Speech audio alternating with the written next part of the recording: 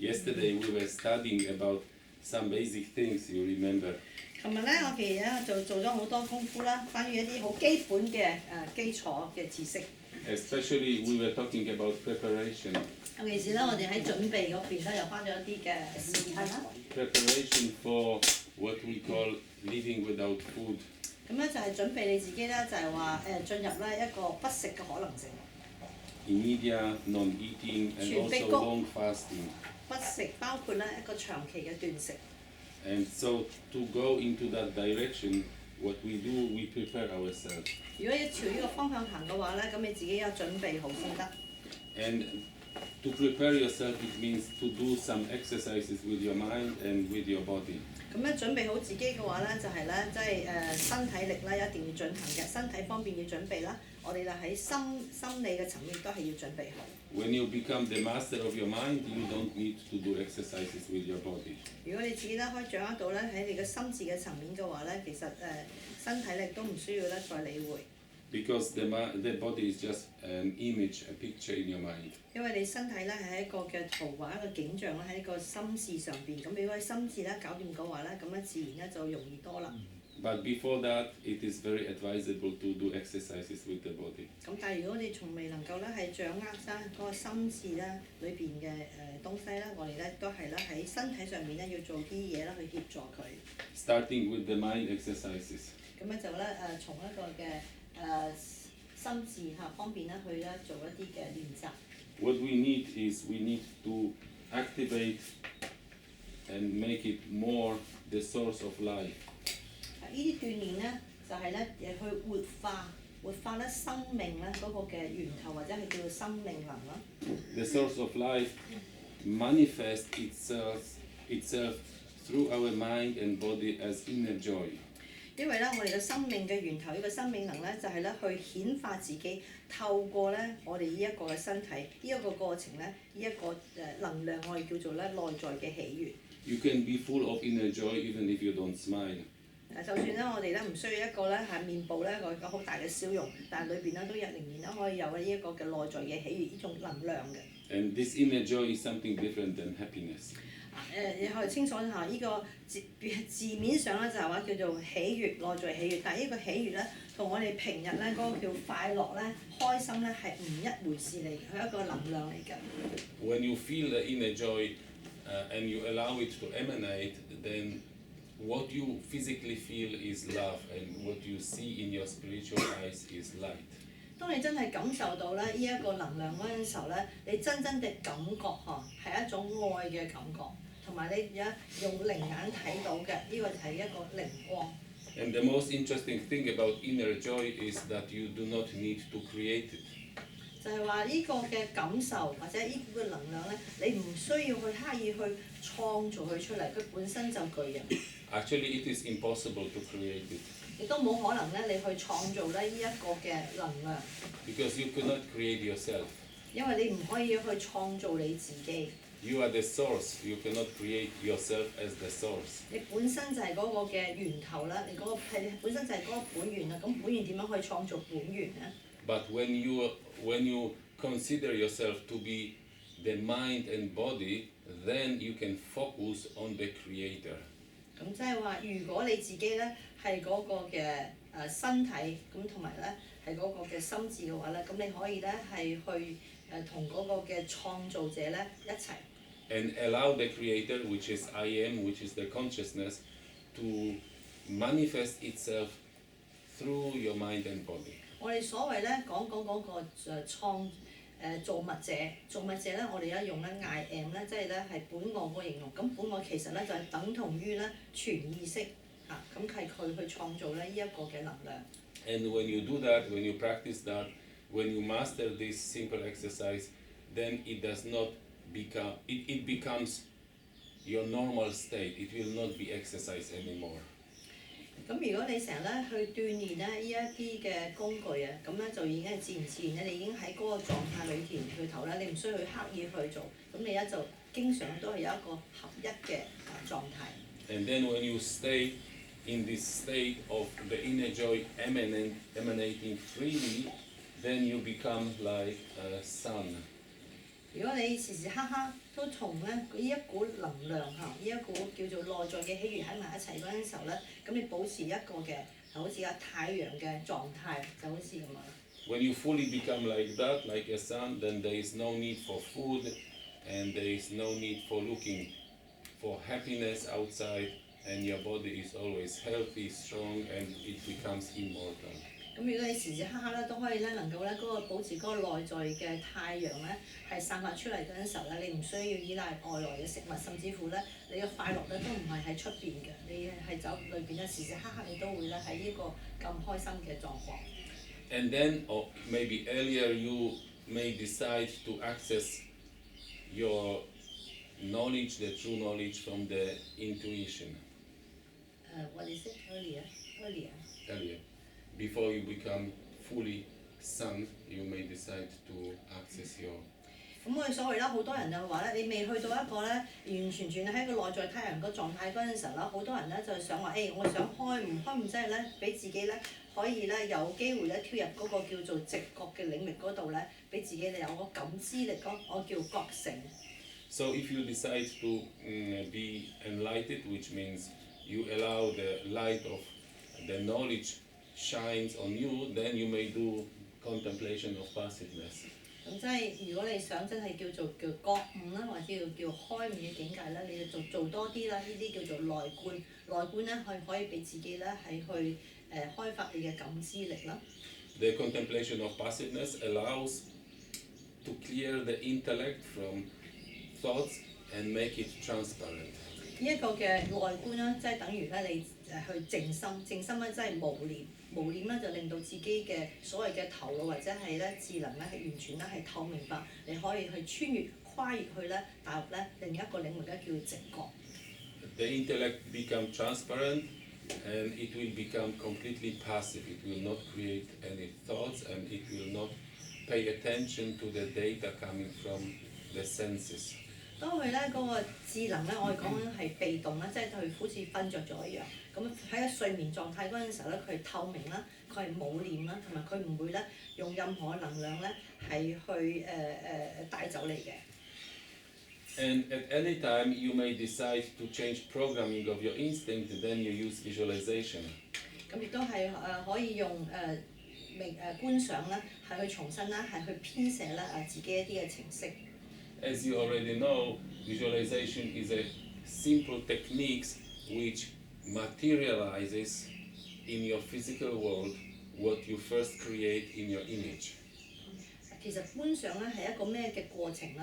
呢個過程就係話你係想心想事成，喺個物質世界裏邊咧，你想係實現一啲嘢，咁咧呢一樣嘅圖畫咧，先係咧放入去咧你自己嘅心智架構裏頭咧，令到佢成真嘅一個過程。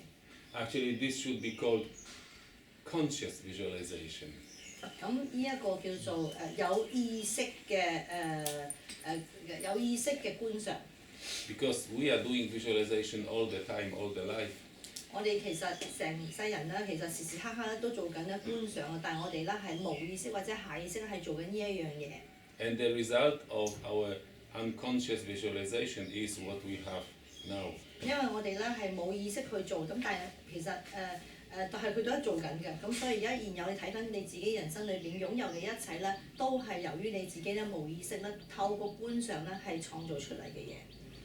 Going back to the inner joy, I want to repeat about the layers which cover the inner joy. 咁我想重複咧，就係話咧嗰個內在嘅喜悅，就係話有啲內在喜悅咧，而家藏咗喺邊一度，有啲咩嘢咧係包住佢咧。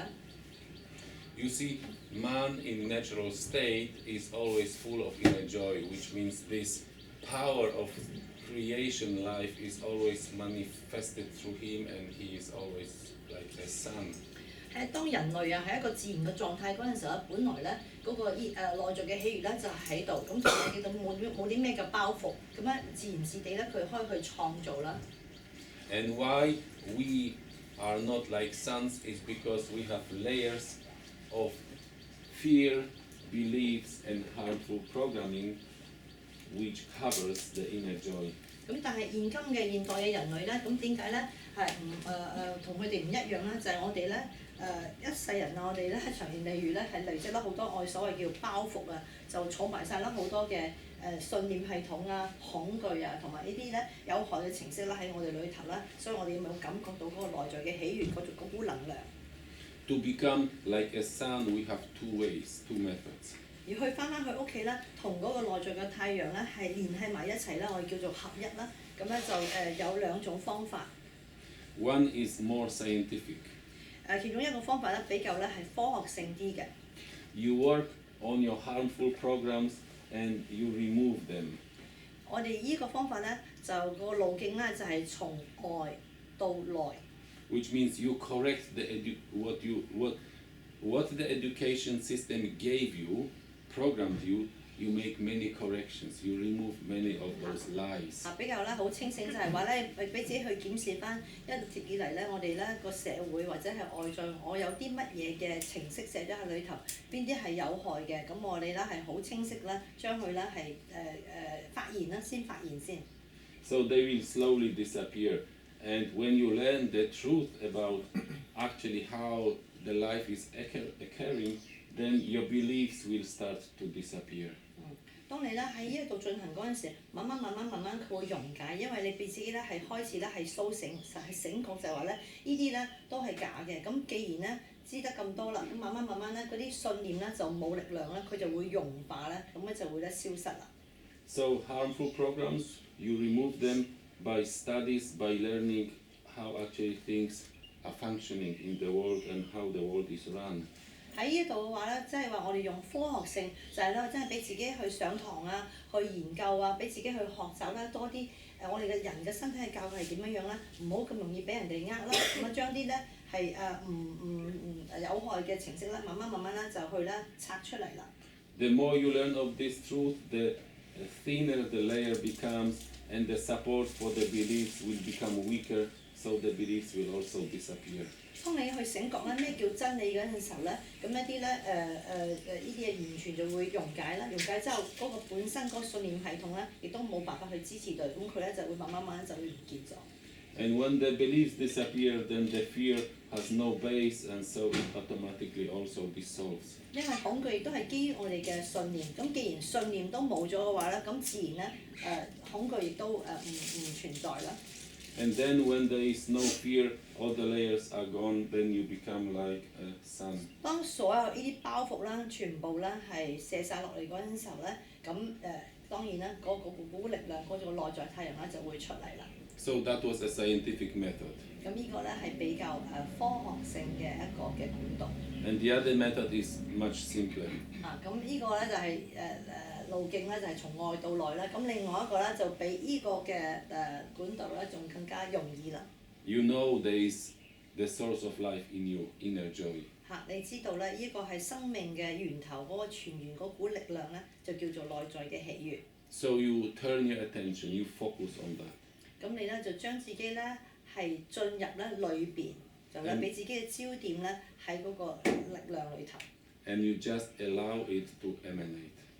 你俾自己所有嘅焦點放喺呢個內在嘅喜悅，令到佢咧係自然自地咧係允許佢咧係散發出嚟。The key word is you allow. 就係允許，呢個咧就係個關鍵字，你容許佢。Don't create. 你容許佢咧係流露出嚟咧，湧現出嚟，唔係去創造佢。Sooner or later it will happen. 咁咧，如果你俾自己堅持落去咧，咁樣做嘅話咧，佢一定會咧遲早都會發生。We were talking also about the physical tools, empowering your body. 琴日咧亦都咧係體能上邊、身體上邊咧有啲嘅工具，有啲嘅鍛鍊咧係可以俾自己補充能量嘅。And as I told you, it is enough if you exercise 3 to 5 times a day, every time just for 3 minutes. 咁咧就我覺得咧就係咩叫足夠嘅鍛鍊咧？如果你只要俾自己喺一日5次，每一次咧係幾分鐘咧去做呢啲嘅鍛鍊。It makes the body really stronger. 咁樣好快脆啦！你日日都做喎，咁樣你會發覺你嘅身體啲肌肉咧就會強化啦。Immune system will function better, so you will be more resistant against diseases. 你都會咧好發覺咧就我個免疫系統亦都會加強咗，亦都咧唔咁容易都會病嘅。And those physical exercises are very important for the muscles of the body, especially psoas and diaphragm, when you are going to fast. 呢啲咧體能嘅運動咧係非常之重要，尤其是咧如果你要去斷食嗰陣時候，因為呢啲咧係最主要嘅肌肉。Because when you are fasting and the muscles are not used, then the body will think they are not needed and will eat them. And of course, you don't want to lose your muscles. 記得啦，你咧如果係去斷食嗰陣時候咧，一定要咧運動，同埋咧運動一定要多，因為如果你唔運動，你唔喐嗰啲肌肉嘅話咧，嗰個身體咧亦以為佢咧冇用嘅話，佢就會自己咧係食翻自己肌肉咧就會鬆晒啦。Many people who are on strict vegan diet, they also lose muscles. 你睇下。And it's not because of the diet, it's because they don't exercise. 好多人啊，就係話：哎呀，我食素啊，食素食到身體啊虛弱啊咁食。其實同食素冇關係，因為佢食素嗰陣時咧，佢冇保持一個咧運動啊嘅量喺度。So the lighter becomes your diet, the more you need to exercise. 記得啦，呢一個方程式就係話咧，你個食得越清淡嗰陣時候咧，你個運動量咧越要係增就多啲嚇。If you don't exercise enough and have a light diet, then the muscles will be less and less, and the bone structure will become weaker with years. 因為如果你咧又開始食素啦，咁你咧嗰個食嘢比較清淡啲啦。咁但係如果你冇啦加強咧嗰個嘅運動量講，其實你自己第一你瘦得唔靚，咁咧就佢蠶食完咧你嘅肌肉之後咧，佢就會咧去蠶食你嘅骨骼啦。咁所以你成個身體就會越嚟越虛。And one of the most important exercises is swimming in natural water, especially swimming in ocean. 最好咧一個嘅運動啊，就係咧去創造多啲機會啦，去一個海洋裏邊咧，同係喺海水裏邊咧係游泳啊。Really, it is so important. We can say that our bodies come from ocean. 我哋係好重要，好重要。睇下我哋成個身體啊，所需要嘢都係咧從嗰個海洋裏邊咧嚟嘅。You see, when we are born in ocean, if our mother decides to go to an ocean, and then we are born, automatically for entire life our body is much stronger and our psyche works much better. Born in ocean, you mean that the mother under the water giving birth? Yes. OK. 老師話咧就話，如果譬如話你媽媽嚇，如果係生你嗰陣時候唔係去醫院咧去生產你嘅，淨去嗰個大海裏頭咧，喺個海洋個海水裏邊咧，你係咁樣出嚟嘅話咧，你一輩子咧到個免疫系統都係咁好啦，你唔會有咩生病㗎。This is because actually our bodies come from ocean. 因為我哋本身我哋嘅身體就係咧海洋呢啲嘅元素組合嚟嘅。And then miracles happen when we go back to ocean. 咁如果我哋俾我自己咧係翻返去一個海洋嘅狀態嘅話咧，我哋叫奇蹟就會出現㗎啦，身體自然係會好。You see people on our planet, where they live, the most places where they live are around the oceans, the seas, rivers, lakes. 咁咧喺遠古時代咧，睇下人咧，佢哋中意嘅居住喺咩嘅環境啊？通常咧旁邊有啲河流啊，靠近個海啊，都係有啲水嘅存在，係有自然嘅水嘅存在，係咪？有水源嘅地方。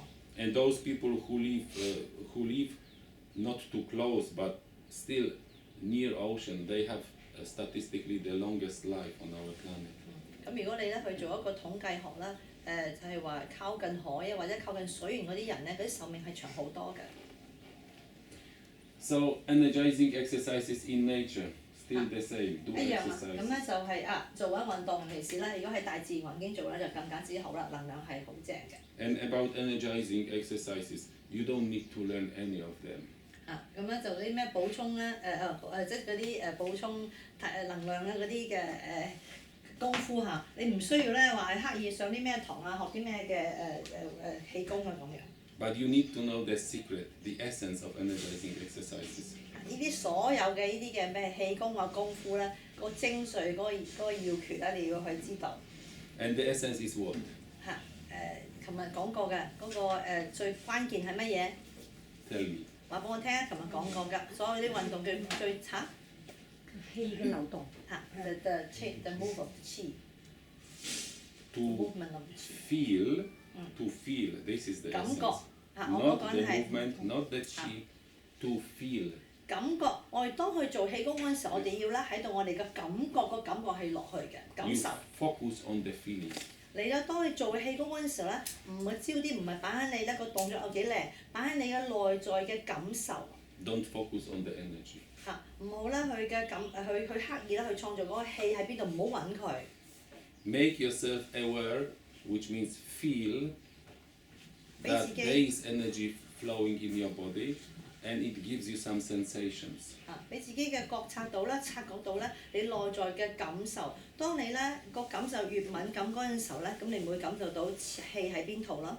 And then when you have these sensations, you may feel the need to move some of the muscles of the 當 body. 你變得好敏感嗰陣時候咧，其實你時時刻，如果你好敏感，你會發覺，氣嚟啦，咁你就可以咧係移動咧嗰個氣場啦。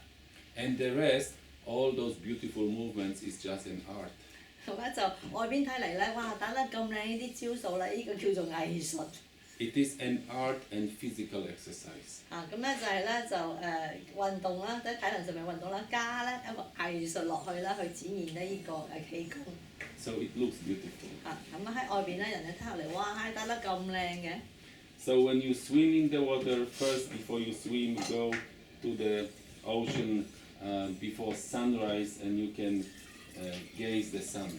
通常建議你哋啦咁你哋如果真係有個咁大海洋咁靚啦，可以去游泳嘅話咧，咁俾自己就早啲起身，咁咧喺咧日出嗰陣時候咧，就做一個凝視太陽嘅動作啦，同埋咧係赤腳啦去咧走行啦。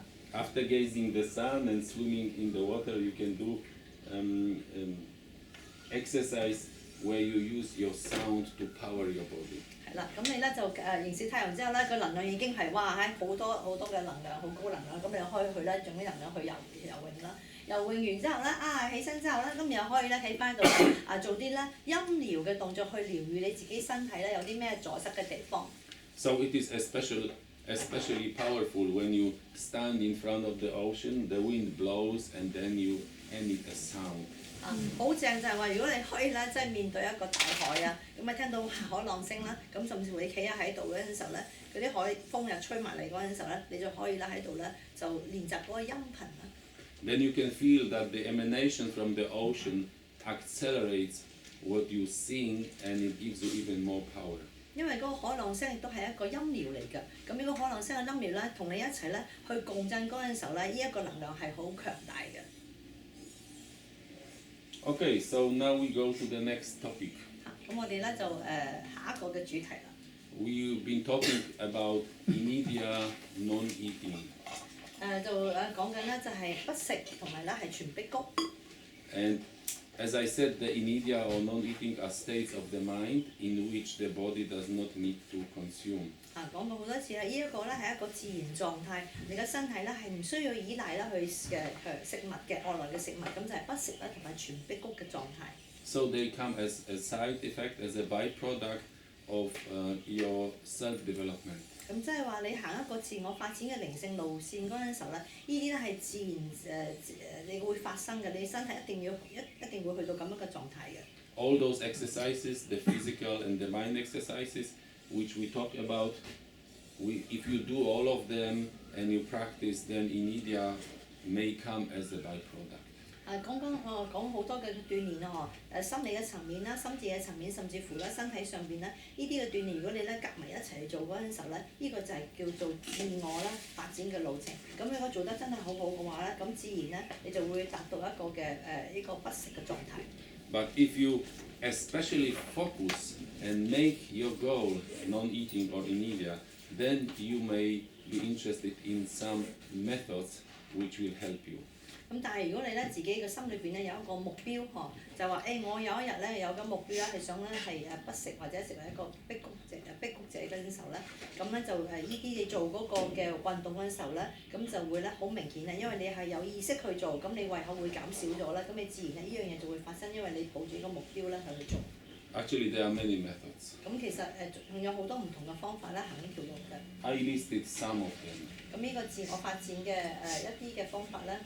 呢個方法有好多啦，唔同啦，我哋淨係咧係列出呢幾種嘅方法咧，朝住呢個方向行。But still, what you need to do, you need to experiment on yourself and then work out a method which works for you the best.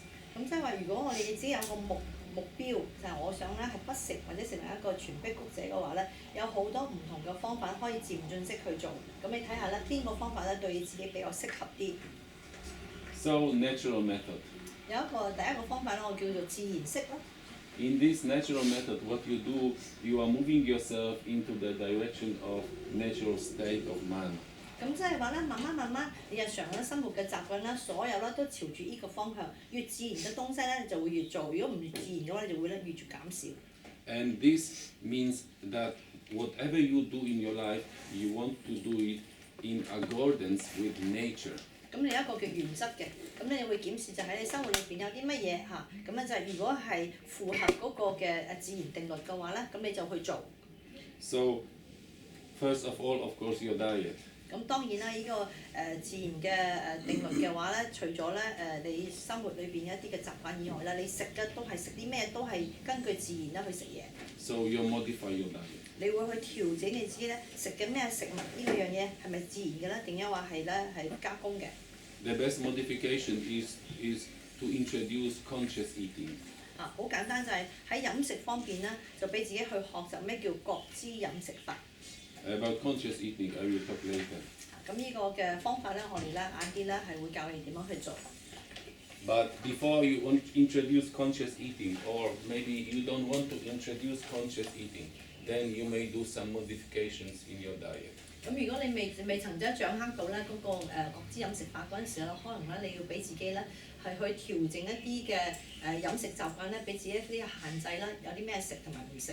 Which means you go back to nature with your diet. 咁即係話咧，如果我喺大自然度咧，我係點樣食嘢嘅咧？ Because nature has food which is 100% compatible with our bodies. 大自然咧，當然咧，咩叫自然食物啊？就係譬如話啲水果啊、生果啊。And you never work for food in nature. 咁大自然都係唔需要係好辛苦去工作先至咧有食物嘅。To work for food is a very strange idea. 好奇怪咧，點解咁辛苦要咧去咁艱難嘅工作先至咧有食物？Only people do that, nobody else. 啲現代人類先至會咁樣做，其他人唔會咁做。Actually, only people who live in cities, because people who live in nature, they never work for food. 講緊係人類啦，係嗰啲都市嘅現代人啊。如果係咧大自然嗰啲人咧，佢都唔需要咁辛苦工作啦，先有嘢食。If they feel hungry, they just look around, okay, and take and eat. 咁喺大自然度話咧，佢肚餓㗎啦，佢就會上山咧，睇下有啲咩可以食就摘埋嚟食啦。Because there is many times more food in nature than you can eat. 大自然裏邊咧就係好多嘅食物已經係個量係好夠嘅。So we live in cities. We are not going to live in jungle again. 咁而家我喺都市啦，去生活啦，就冇辦法咧再入翻個森林啦。Unless we make this really courageous decision. 除非自己咧真係嗰股勇氣啦好大啦，咁先可以翻去森林啦度生活。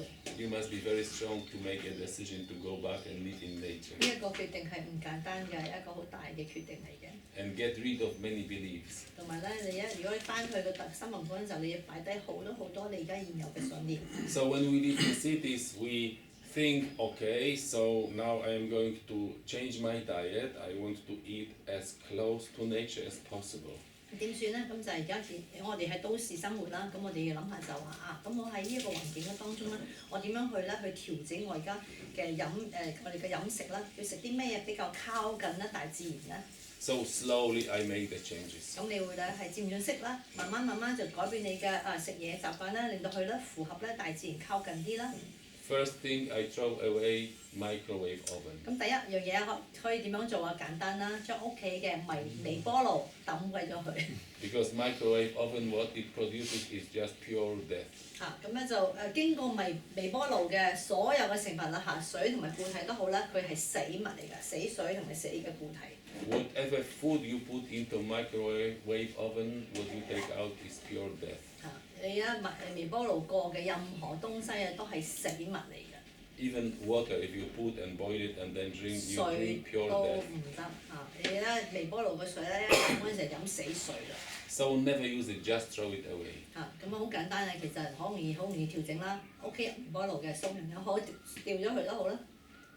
Don't donate it to other people. 唔好 Because 害死人，好似聽到唔好送人都唔好送，淨破壞咗佢，抌鬼咗佢好啦嗱。don't donate unless you want to shorten their life. 係咪？嘅話，整點解佢生命真係殺人啦！I have 2 microwave ovens in my home, but I use them only for scientific experiments. 我屋企有微波爐咁，但係嗰個微波爐咧，我係做實驗嘅啫，唔係用嚟咧去飲食㗎。Never for food.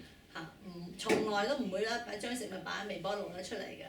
So this is the first step, yes, to throw a device 好 which 簡單， kills all alive. 係咪？第一步先做到先，就係咧從來咧都拒絕咧食咧呢個微波爐嘅東西。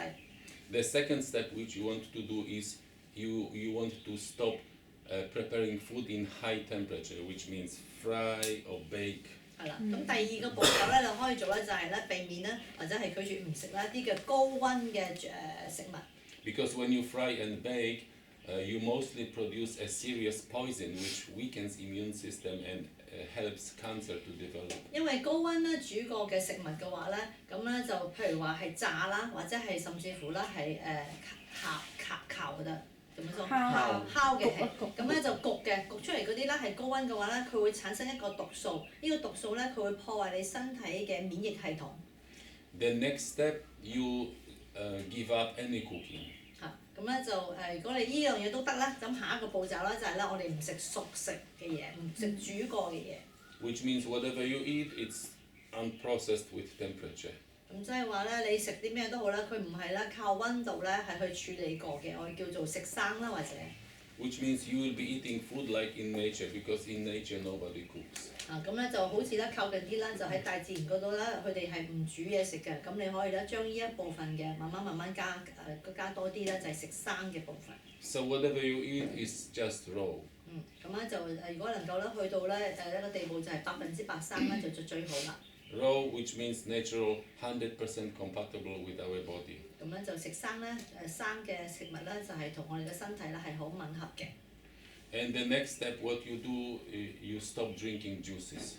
咁你下一個啦，咁呢度都搞掂咗啦，咁你下一個步驟咧就係咧就唔好飲果汁，即係攪過嘅嘢汁啊。Because nobody drinks juices in nature. 大自然裏邊咧亦都係冇咧汁嘅。There is no juice in nature. 冇汁嘅。And no animal would ever drink any juice. 咁亦都冇睇過咧動物咧係咧飲汁。And also, there is no juicer in nature. 咁喺大自然都冇攪拌機。They don't use electricity also. 咁冇電啦，冇電點樣攪拌咧？ So you take a fruit or you take a plant and you just chew it. 咁好簡單就係咧，就係菜啊，或者係咧啲水果咧，擺落嘴巴就可以照㗎啦。So if you want to have a juice from a plant or from a fruit of the plant, you just chew it long enough in your mouth. 真係要咧係去飲汁嘅話咧，咁你就擺喺嘴巴度咧照到咧夠長嗰陣時候，啲汁就會出嚟啦。This is essentially very, very important. 咁呢個咧其實係幾重要㗎，如果去到咁樣嘅階段嘅話。There are several reasons why juices are not compatible with human body. 咁咧有幾個原因咧，點解咧我哋講緊嘅汁咧同人咧係唔啱嘅？ I will tell you only two. 咁咧就好多原因啦，咁我聽兩大原因啦。Because the third one you may not see it. May not see. This is what I see, but maybe you don't see it. 咁咧就第三個原因可能咧，我話俾你聽啦，你可能咧聽唔入耳，或者你哋唔明白嘅。The first one. 第一。When we eat, our muscles and especially our teeth are working. 咁當我哋咧係去咬個水果嗰陣時候咧，我哋食嗰陣時候咧，咁我哋牙齒咧係會開合咧係會喐㗎嘛，係我哋咬嘢嚼嘢嗰陣時候。That's essentially important mechanism built by nature. 咁呢一個咧咀嚼啦個過程咧，呢個係非常之自然同埋係好重要，就係咀嚼咬食物。So you can imagine these are teeth, yes? 係咪？即係牙齒係咪牙齒 And then other teeth, the lower. 上 And this is my mouth. 上顎同埋下層嘅牙齒。So of course chewing means I am using the teeth. 咁咧就當你咬嗰陣時候，你係運用咧嘴巴裏邊嘅牙齒咧係去咀嚼㗎。And they do this, yes? 係咪？咀嚼嗰陣時就係會牙骹咧就會咁樣。And this is very important. This. 呢一個嘅動作，呢個嘅係好重要嘅，呢個喐動。Why it is important? 點解咁樣喐動嚼嘢係咁重要？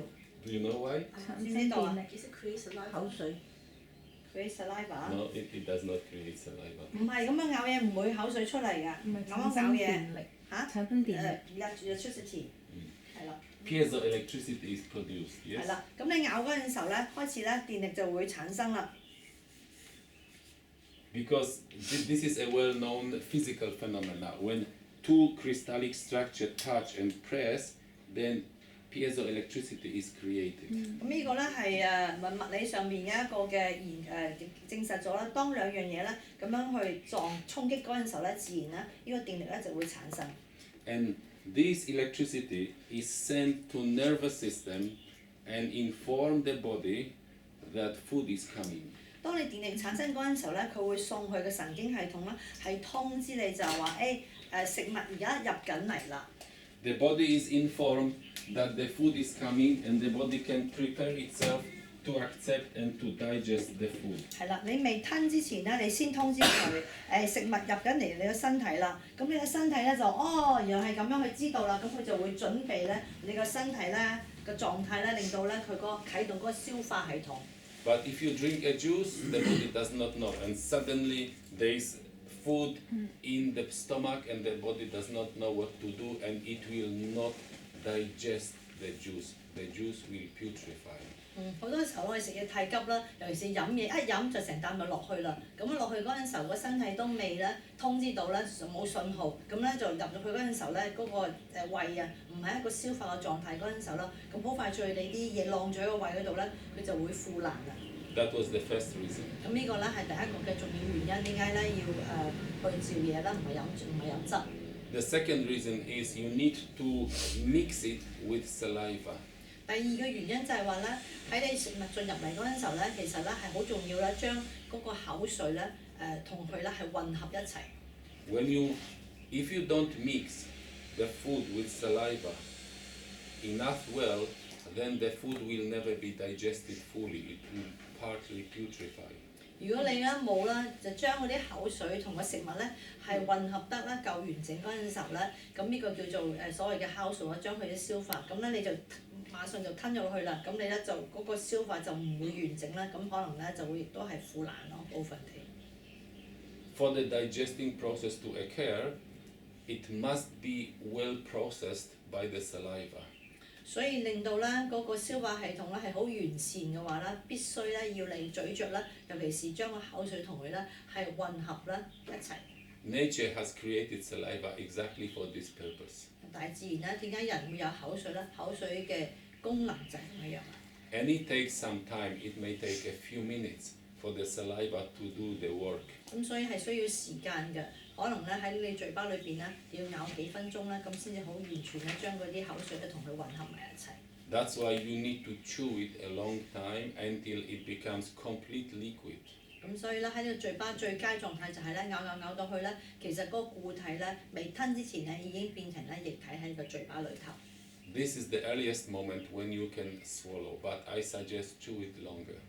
咁呢個咧就係咧你可以吞啦，之前咧就變咗液體化咧就係可以去吞啦。咁但係咧，如果係可以嘅話咧，都會建議你咧再照耐啲，有耐得咁耐。Chew it longer until you feel that it changes taste. 耐到咩時間咧？就係咧，如果你再繼續咧照落去嘅話，其實咧嗰個嘅食物嘅味道都會改變嘅。When it changes taste, it means this is the end of the first stage of the digestion process. 如果當佢一轉變味道嗰陣時候咧，呢個就係你消化系統嘅第一階段已經係完成啦。Then you can swallow, and the rest of the digestion process will occur in the proper way. 咁如果你第一階段已經係做好嘅話咧，咁你就吞咗佢嗰陣時候，落到去第二階段嘅話咧，咁佢咧就會咧係好順利啦。So you see, when you drink juice, it will never occur. 咁如果你飲汁嘅話咧，其實呢個係好難咧係會發生。Well, if you can drink juice, why not? 咁係可以飲汁嘅，咁點解唔得咧？ But I suggest chew it a long time. 咁咧就汁咧都要咧去咀嚼喺個口裏邊咧咀嚼先至吞。So you will still have the same process because your teeth will work and also you will mix with saliva. 係啦，咁樣令到咧你飲汁嗰陣時咧，都係做好兩個步驟啦，就係咧嗰個牙齒咧係要咀嚼啦，咁同埋咧就係將啲口水同啲汁咧係混合埋一齊。Because why not to enjoy a juice? 咁樣就可以咧享受啦一杯果汁。It's only that nobody does it in nature. 咁但係咧就喺大自然裏邊咧冇人咁樣去飲汁嘅。Actually, the third reason I didn't want to tell you, but I can tell you because it's not a big deal. 咁第三個原因本來唔想講俾你聽㗎，好啦，講俾你聽啦，冇乜大問題嘅。It is just about killing life. 咁咧就係咧殺生啦。See, when you take an orange 你睇下譬如你攞住個橙， and you look at this orange, 咁你就望下個橙啦。then what do you see? 其實你睇到乜嘢啊？ You see the body 你睇到佢嘅身體係咪啊？ of a living being. 呢個就係咧活生生嘅一個存在。 And besides that, you see light around this. 唔係單止個身體喎，你睇下佢個靈體咧都喺佢側邊嘅。 If you look long enough and you don't make your eyes sharp, you will see light around this being. 咁如果你咧係望凝視佢，凝視得咧夠時間夠長嗰陣時候咧，盯住佢嗰陣時候咧，你會發覺咧，呢一個活生生有生命嘅存在體咧，佢會有一個光環出嚟。What is the color of the light? 咁個光環係咩顏色㗎？ Tell me. 個光環咩顏色 The 㗎？ aura. What is the color of 個 the aura? 氣場啊，嗰啲氣場嘅顏色係乜嘢？Yellow。Yellow and 仲有咧，除咗黃色咧，white。 white, yellow 白 and 色係啦， golden, silver, yes. 係咪？ A little 係 blue. 金黃色， Golden, silver, 但係咪 yellow, 金 white, little 黃 blue. 色嚇。個 This is 係咪唔係人都睇到啊？ Is it not everyone can see it or aura？ Everyone can see. 每一個人都可以睇到。 Just need a little practice. 你要開鍛鍊啦。And get rid of the belief that you cannot. 你睇嗰陣時候咧，如果你帶住嗰個信念去睇，咁梗係睇唔到啦。咁 Put 你 it, put it against white or maybe a little dark color or this color and you will see better. 咁試下去鍛鍊就係話咧個背景啦一係就白色啦，一係就黑色啦。咁你盯住佢好耐，睇下你開始放低你個信念去慢慢睇佢哋，你睇下睇唔睇到佢嗰個氣場？ So you can see it shines like a sun, 好似一個太陽咁樣樣 a 啦，係 living being. 呢個係一個活生生嘅有生命嘅一個嘅存在， So what you do now, you just eat. 係咪？咁你就食佢咬佢嗰陣時候， You suck inside all this life, all this aura. 呢一個你食佢嗰陣時候咧，呢個活生生嘅生命咧，包括佢嘅氣場咧，佢嘅靈體你完全都係吞入入去啦。 You suck inside the beautiful light of life. 咁漂亮咧，一個生命嘅能量咧，你咧就會咧吞咗佢， And because you are killing this, yes? 咁你咧就係殺生啦。 And this is how it should be done. 咁其實呢個都係正常嘅一個過程。 Yes, according to the universal principle of change. 係啦，咁樣就宇宙咧係變幻嘅定律啦，咁呢個係一個正常嘅係個生物鏈啦。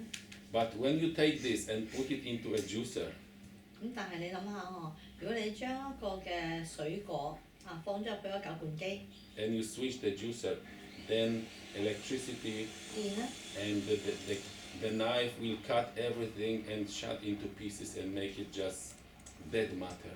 係咪？咁如果你咧用嗰個攪拌機話一刀一刀一刀咁樣砍佢嗰陣時，砍佢咁碎嗰陣時候咧，咁佢就變咗死物咧，佢唔係有生命㗎啦。So, and then when you look at the juice, it doesn't have white, golden color. It has more like 你攪 red, 完佢， brown, 攪完佢之後 red Cow. and green.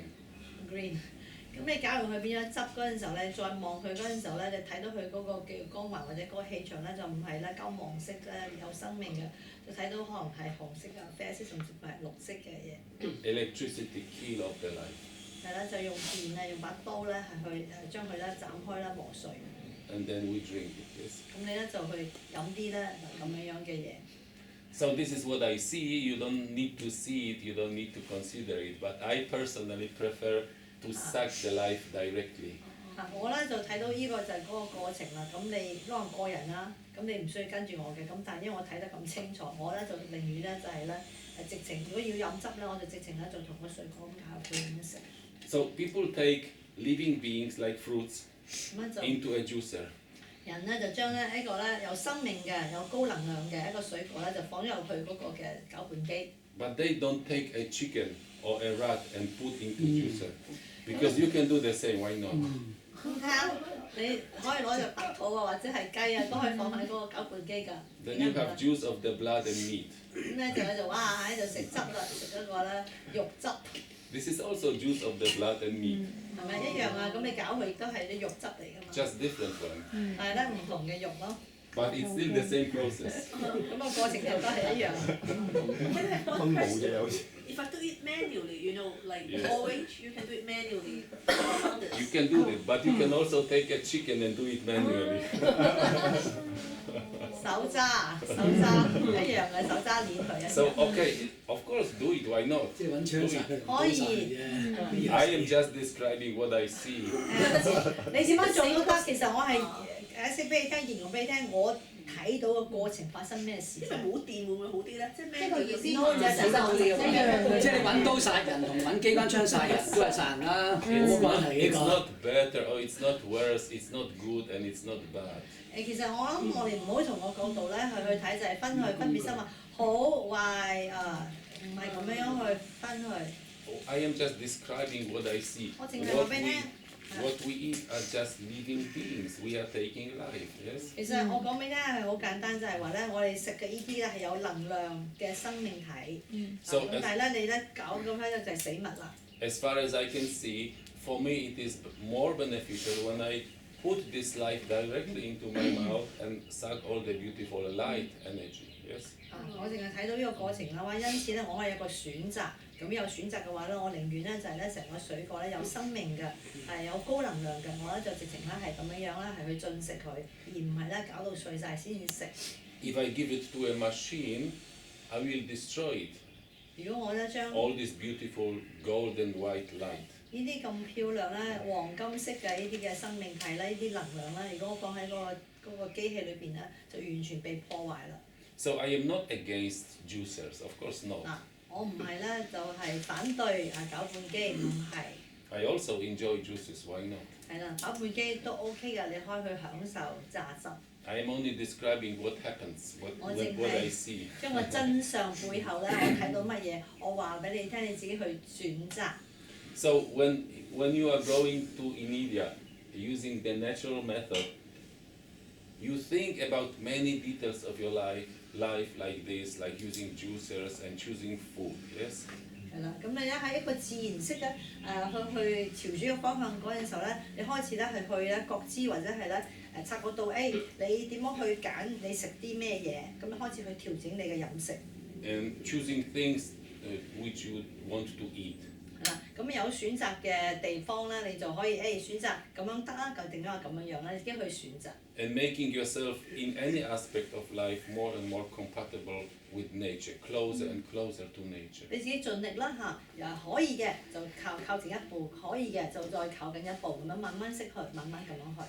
Which means you will use less and less electricity and less machines. 係咪？慢慢漸地咧，你就咧唔需要咧放低啲機器啊去做食物啦，或者係煮嘅去處理嗰個食物。 Machines are pieces of technology, and every technology on our planet kills the planet. I mean, kills the life on planet. 所有呢啲機器啊、煮嘢食嗰啲嘢啦、用電嗰啲咧，都係一個高科技嘅東西。咁但係每一個科技上面嘅產品啦，都係破壞生命啦，唔係建立生命嘅。 So the closer you become to nature, the easier for you is to live according to nature. And you go to the natural state of man, which means it is easier for you to get rid of food. 咁一個嘅轉折期或者一個轉化期嘅話咧，你越咧去學習咧，用一啲自然嘅方法去處理食物嘅話咧，咁你咧呢條路咧就會越來越靠近啲。 So the next method which can be used is so-called spiritual method. 咁另一個咧，我哋方法咧可以俾自己朝呢個方向咧，就係我哋走靈性嘅路線。 In spiritual method, actually what we were talking until now, yesterday and day before yesterday, all those mind exercises, they are so-called spiritual method. 嗰啲靈性路線靈修路線咧，就係咧，琴日咧講咗好多喺個心裏邊有着手有啲嘅練習咧係喺心嗰度咧係可以係俾自己鍛鍊嘅。 Which means in this spiritual method, you focus on the non-material part of your life. 意思即係話咧，喺靈性嘅鍛鍊裏頭咧，你慢慢會離開個物質層面嘅世界，慢慢俾自己咧去到咧一個咧非物質嘅地方。You study the consciousness, the mind, how the world is created, about the illusion and so on. 咁你去研究啦，或者去學習咧，關於一啲靈性界嘅東西啦，或者係心靈上嘅一啲嘅資訊啊，俾自己知道咧背後咧其實成個幕後係點樣發生。But your goal is set and your goal is immediate. Yes? So you do all these exercises because you want to become an immediate. 咁但係你點解要靈修咧？靈修個目的地咧就係最後咧成為一個嘅全擊谷者。And then there is something which actually is not a method, it's something which suddenly happens. 咁就第三個啦，就係其實都唔係講緊一個叫方法，佢係咧忽然之間咧係發生嘅呢個事情。I personally know at least 2 women that they suddenly couldn't eat anymore. If they wanted to eat, they just vomit. 我碰過咧，就有至少有2個女士啦，佢咧就好得意，忽然之間咧就係冇任何理由嘅，忽然發生就係佢食唔到嘢啦，一食嘢咧佢就會嘔。They did not know why, but they just couldn't eat anymore. 唔知任何咩嘅原因，總之就係咧食唔落啦，一食咧就嘔啦。And they stay without food and eating for weeks or for months. 咁咧就開始就唔食得嘢，但係咧佢繼續啦，已經係咧幾個月啦，已經係冇食嘢都冇問題啦。Without even knowing what is immediate or non-eating. 根本佢都唔知咩叫做全悲谷，咩叫做不食，總之係食唔落。And there are many stories like that, thousands of people. 咁咧就其實咧唔係淨係指2個女人，其實好多人咧喺世間上面咧都有呢個係都會發生嘅，某啲人。Many times they become frightened, they go to doctor and ask for help. What happened? I cannot eat anymore. 好多呢啲咧發生嗰陣時候咧，佢就好驚啦，佢就話：哎呀，點解會咁樣嘅？我食唔落嘅，佢就揾醫生咧去檢查自己。So they say, Doctor, something happened. I am free of addiction. Please help me go back again to addiction. 咁佢咧就話佢揾醫生就話：喂，問題出現啦，我咧而家冇晒食嘢嘅癮啊，咁唔該你啦，喺度幫我啦，幫我上癮啦。So you cannot ask, well, maybe you can hope that suddenly this will happen to you, but normally it's not a method, it's something which comes by itself. 咁呢個唔係一啲咩嘅方法嗬，呢個咧係忽然之間咧冇任何理由咧可能會發生嘅。Then we have a method which I personally used, which is forceful method. 咁另外一個咧嘅方法咧就係咧叫強迫性。咁我自己之前咧就我就用呢個方法咧去強迫自己。And this is the most dangerous one. 最危險就係呢個方法。I did it myself and it worked on me, but I suffered a lot. 咁咧就我就用呢個方法啦，咁咧對我嚟講都有效嘅，咁但係咧嗰個過程咧係好受苦嘅。You just say, well, I don't want to eat anymore, and from now or from tomorrow, I just stop whatever happens. 咁我當其時咧就係話咧，我忽然之間同自己講就話咧，我唔想再食啦，咁聽日開始咧，我決定唔食。And then you will see what happens. 咁你咧，咁我決心啦咁咧就唔食啦，咁你就會發現咧身體裏面有啲咩嘅反應。Either you can survive and become a non-eater, or maybe you will bring your body close to death. 咁你呢個決心咧好強啦，咁你就可能咧就會成功，成功就走出嚟嘅話咧就熬過去之後咧，咁都冇問題，都可以成功嘅。或者咧你一咁樣逼自己啦，落去亦都係有死亡嘅可能性。I will tell you a secret. What happens when you are close to death? 咁我可以都話俾你聽一個秘密就係啦，你接近一個死亡嘅邊緣嗰陣時候會點樣樣？When there is only few seconds, let's say few seconds or even shorter time, and you are at the border between death and birth. 譬如你係臨死嘅狀態下，差唔多係幾秒鐘，你係企咗喺嗰個邊緣嗰度咧，就生死之間差唔多係死亡啦嗰一刻。You can make a decision. 其實咧，嗰死亡嗰一刻嘅話咧，你都有一個自由意志咧，係可以咧作一個決定。Continue, die, which means cross the barrier. 你可以咧係決定咧，俾自己係跨過咧呢一個嘅邊緣咧，就達到咧死亡。Or go back.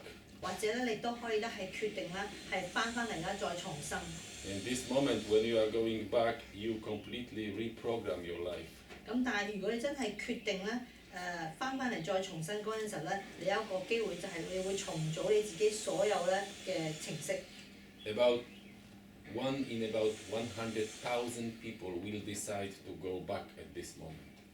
1 in 100,000 people。是 one。10萬啊，10萬嘅人口啊，10萬嘅人口啊，其中得一個人嘅統計學啦，就係咧佢會決定咧我唔想去跨越呢條線啊，我會翻返嚟咧，我要俾自己再重生。So they look as if they died, but then they come back, and then many changes happen in their life. Most often, when they come back, within a short time, they get rid of all diseases. 咁咧，呢啲人咧，即係差唔多接近咧瀕死嘅邊緣咧，咁佢決定翻嚟嗰陣時候咧，就係話外在嘅人咧睇翻佢咧，就係話咧佢咧就好快脆、好短時間咧，佢會放低晒所有嘅信念啦，甚至乎咧佢身體係完全痊愈嘅。